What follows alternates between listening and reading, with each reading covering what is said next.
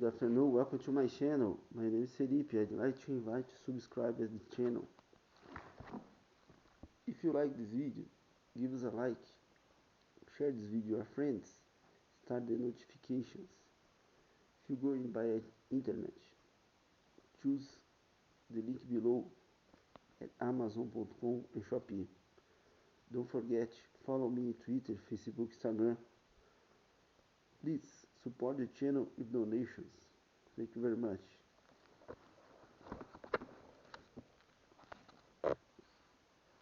Sometimes they represent an involuntary investment which occurs when goods are produced faster than they are sold. Surplus inventory starts with a demand for cash that is too high. There are costs associated with holding inventories, including interest on the money invested in the inventory, storage costs, and risk of deterioration, obsolescence, and shrinkage. Carrying costs are significant. A study of developing EDI interchange between US and customs and plans to speed importance of goods indicate that concern over inventory costs dictated the extent to which importers themselves depend on electronic interaction with customs. Inventory shrinkage is the term that acknowledges and measures the fact that most inventory records show more goods have entered an inventory than can be found. In some trades, shrinkage is so pronounced that it is designed into the system, with a common example being the shipment of tropical fish. Many different classes of products are kept in firms' inventory. They include company supplies, finished goods made by the firm, packaging materials, labels, promotional materials, catalogs and samples, raw materials and components, residual goods purchased from other firms for resale.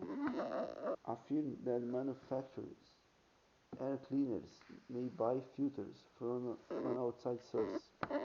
Returned goods made by others. Returned products made by the firm. Scrap and waste to the disposal of scrap and waste to be recycled.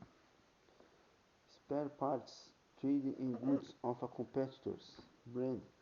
Traded in goods of one's own brand. Work in process goods. For products that are traded internationally, there are additional inventory classifications. The country of origin, because import duties are charged sometimes vary by country of origin, countries where goods can or cannot be sold. An example being that some foreign autos cannot be sold in the United States because of emission control requirements in the specific language used the product or package or in catalogs. For these categories, the phrase committed might be applicable.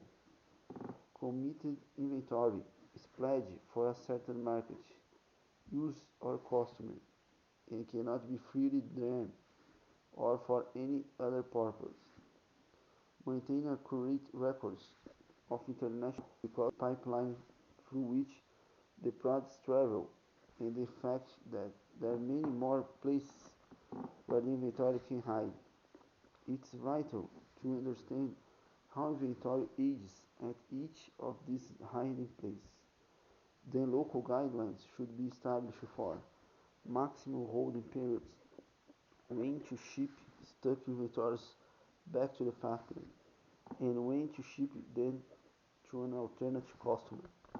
Inventory valuation is also difficult because if goods are valued in the currency of where they are produced, that value will usually fluctuate vis-a-vis the currency value in the nation where they are stored.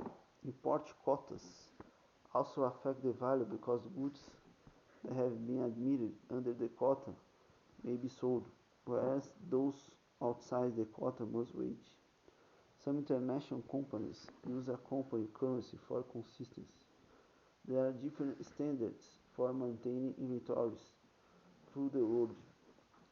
The study in the mid-80s looked at inventory policies of British manufacturers and found that as a result of their higher than average stock levels, they would have incurred cost penalties per unit out, out 3, 4, 2, 1 and 1.3% relative to their Japanese, American, and West German counterparts, respectively.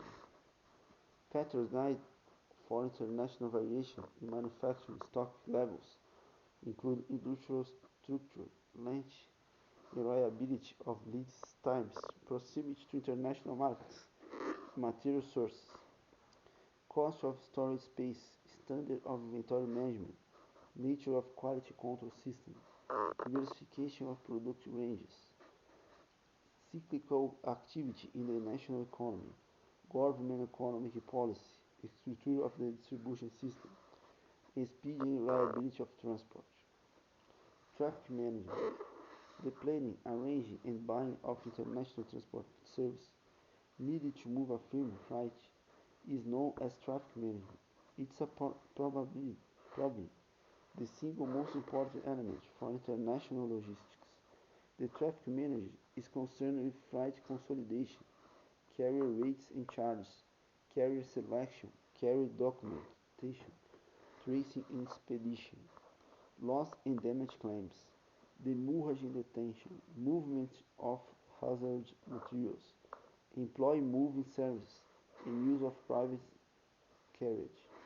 Those elements of traffic management, usually associated with export shipments, are discussed in more detail in Chapter 13. Freight consolidation means the assembly of many smaller shipments into a smaller number of large shipments.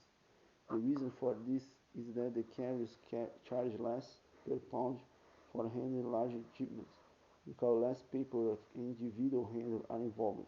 Thus, a traffic manager would like to see a customer's daily orders consolidated into a single weekly order, or having orders for 7 then broken down in the country for delivery to each of the 7. I'm going to stop here. See you until next reading. Thank you very much. Subscribe, give us a like. Till next time. Have a nice weekend.